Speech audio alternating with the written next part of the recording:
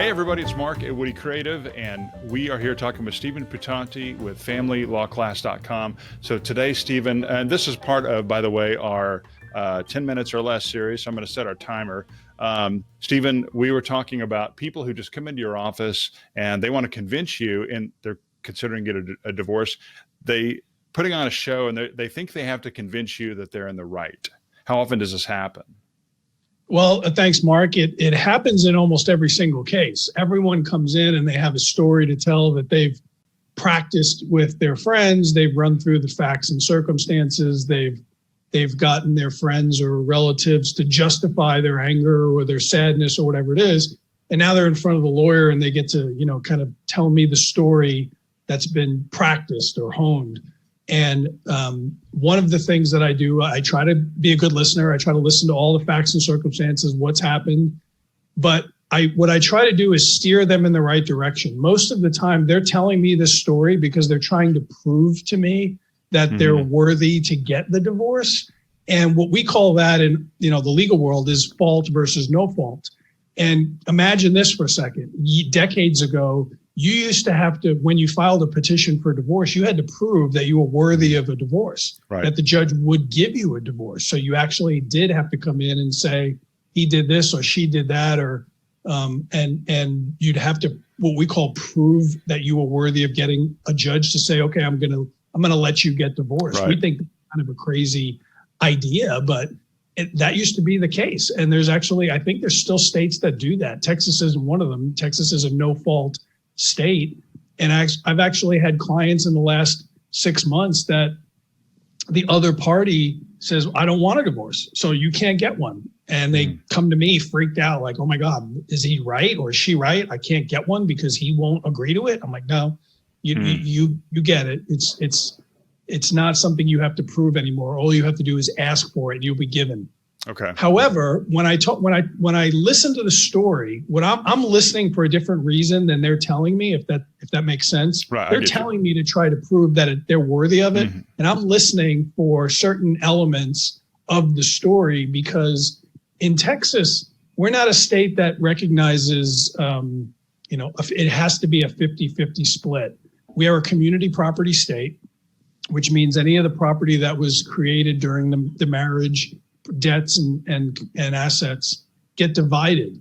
And the guiding principle for the judges or the court is what's fair and just. Now, what's fair and just in anybody's mind is usually 50-50. Divide everything up 50-50 and we'll have a division, and that'll be fair and just, because it's kind of hard to argue that 50-50 isn't fair and just.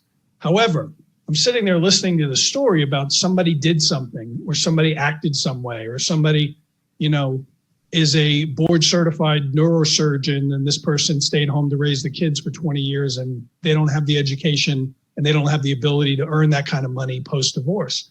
Well, there are things that you can argue to say to a court, well, maybe 60-40 split of the assets and debts is more just and fair, or maybe 70-30, or maybe more or less than that.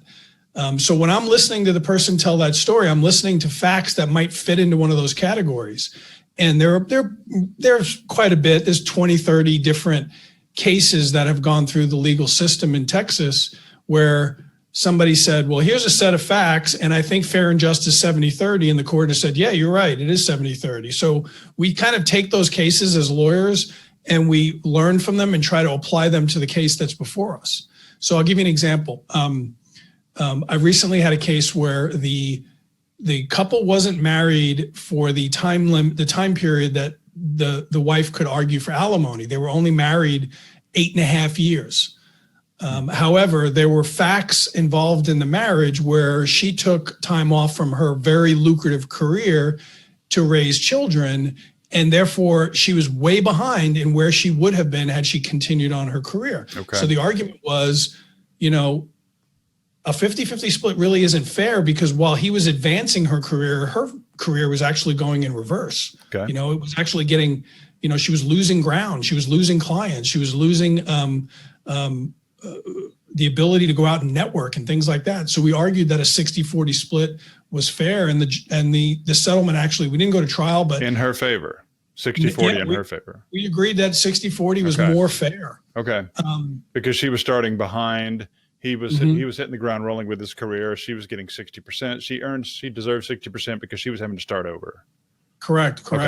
I mean, and you know, I have another example where one of the parties brought into the marriage a lot of property, and the property was used, the rents from the property, the sales of the property was used to support the family for many years, many decades. And that factor came into play because when they're getting divorced, they had not a lot to divide. In fact, they had debts to divide, not really assets. And so when it came to, well, let's look at all this property was brought in and allowed you guys to live for decades off the proceeds of these properties. Now you're dividing up debt. So the person who brought the properties in was responsible for 20% of the debt instead of 50% of the debt, right? Because the other person basically enjoyed the fruits of somebody else's labor. Okay. So that's an argument you can make, you know. So going back to where we started this conversation, when somebody comes in and they want to tell you a horror story or a bad story about something that happened, I think they're telling it because they're focused on the right versus the wrong. And I'm listening to it as maybe I could make this argument work in the property division. That's interesting.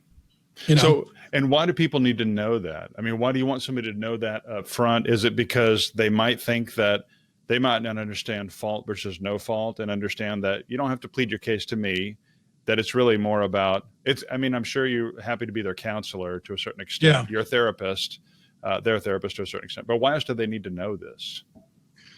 Well, they need to know that because remember, when you have an attorney and you're moving forward and you're trying to accomplish a goal, you both want to be going in the same direction and understand why you're heading in that direction. And if my client is focused on, well, these facts are important because I need to prove that I'm worthy of divorce, I want them to realize that's not the reason we're moving in this direction. We're going in this direction because this is the best way to go, and this is going to produce hopefully some fruit in the property division. Okay. So it's almost like we're both going in the same direction. My client knows where we're going, but they're in a different mindset as to why we're going there, you know, and I need them to know, well, the reason we're going this direction and using these facts is for a different reason than you think. So it's just about synchronicity. It's about it's being on the same page with your client and them understanding why you're doing that, because, you know, it will increase the trust between the client and the attorney. It'll also, I think, when I was growing up in New York, there was a guy who I think he owned a suit store. And his motto at the end of every commercial was, an educated consumer is our best customer. And you heard that, you saw that commercial 1,000 times when you were younger. And what I thought about, and when I got older and I started thinking about that catchphrase, and I was like, yeah, you know what? I'm like, an educated consumer really is a good customer because they know what you're doing, they know why you're doing it, and they understand, right? Yeah. They understand that, you know, yeah, this suit cost me $200 to make, but I'm charging you $400 for it. Well, that's because I have to have a building, I have to have a sales force, I have to pay taxes, you know, all these things. And, you know, that's an educated consumer. Like, hey, this is why we go to these lengths and why we do these things. Right. And in these cases, when they're telling the story, I want them to know, yes, that is important, but here's why it's important. It's not important for the reason you think it is. So we got about a minute and a half left. Did you have other things on the list that you wanted to cover that were related to this topic? I have one. It was there's one case that says the disparity of earning power of the spouses and their ability to support themselves. And that kind of goes into the category of maybe future earning potential or something along those lines. But if you have a spouse relationship where one makes 2, 3, 4 times or more than another spouse, that is something that you can bring up to the court and say, look, you know, on the day of divorce, this person is going from here's their net income to, you know, 1/10 of that. And it's going to be different going forward. And they need a little bit more to get off the ground or to move forward. And because Texas has a rule that says, you know, property is to be divided fair and just, the judge gets to decide what's fair and just. So make the arguments. Is that always decided by a judge? I mean, if it's not agreed to in advance? It could be decided by a jury, but 90% of these cases, or more, probably 98% of these cases, get decided by a judge. Okay. It's more efficient to have a judge do it because you don't have to educate the judge on what the law is. You have to educate a jury, and If I had to Right. throw my lot in with one person versus 12 people, I'd rather throw it in with one person. Yeah. It's a lot harder. With Okay. 12. Well, yeah, you probably have a better feel for what you're going to get out of a judge. You have no idea what a jury's going to do. Correct. Right. Right. I've watched enough TV. I think I can handle the lawyer stuff here, Stephen. Okay. We're just hit our 10-minute mark. Any other final thoughts? Go watch the movie Liar Liar. That's pretty funny. It's about lawyers. And, Yeah, we there were was talking another about lawyer that this movie. weekend. What was it? I was just thinking about that. I'm like, oh, I need to go watch that one again too. That is good. Everybody laughed. You know, when I brought up the topic, everybody in the room who I was talking to knew the movie, and it just that and my cousin Vinny, and you know, Yeah. I tell my clients, go watch those movies while the case is pending. It's not like that, but it'll at least make you feel a little bit better. Yeah.